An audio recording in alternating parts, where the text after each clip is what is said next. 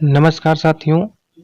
आज बात करेंगे कि रेलवे में 2 इयर्स यानी सेकंड सिटिंग कोच के बारे में, जो कि लॉकडाउन में जो स्पेशल ट्रेनें चल रही हैं उनमें 2 इयर्स कोच लगाए गए हैं, तो उन्हीं के ऊपर बात करेंगे। तो चलिए जान लेते हैं 2 इयर्स कोच के बारे में। दोस्तों, आपको हम बताते चलें कि लॉकडाउन से पहले जो रेल में जनरल कोच होता था, या फिर कहें कि द्वितीय श्रेणी का जो कोच होता था, तो उसमें टिकट लेने के बाद आप कहीं भी बैठ सकते थे, उसमें सफ़र कर सकते थे।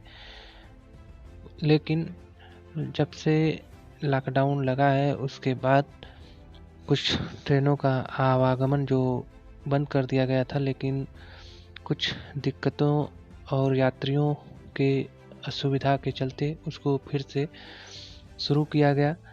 और लॉकडाउन के बाद जो सेकंड क्लास थे उन्हीं को 2 इयर्स या सेकंड सीटर के रूप में जाने लगा, और उसका भी आपको अलग से टिकट बुकिंग कराने के लिए अतिरिक्त पैसे देने पड़ते हैं।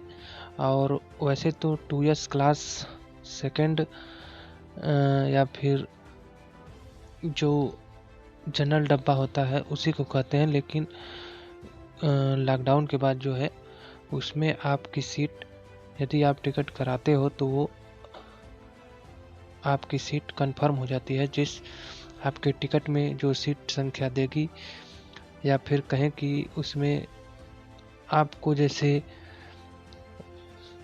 कोच देता है D1, D2, D3 second seating, तो उसमें आपकी जो सीट मिलती है वो आपकी सीट कंफर्म हो जाती है, आप उस सीट पे बैठ सकते हैं। और देखें तो ज़्यादा जो 2 इयर्स कोच होता है उसमें ज़्यादा भीड़ ना हो, इसलिए लॉकडाउन के बाद ये व्यवस्था की गई। जैसा कि आप देख सकते हैं, ये हरी पट्टी जो लगी है ये ही 2 इयर्स कोच या फिर सेकंड सीटिंग कोच है।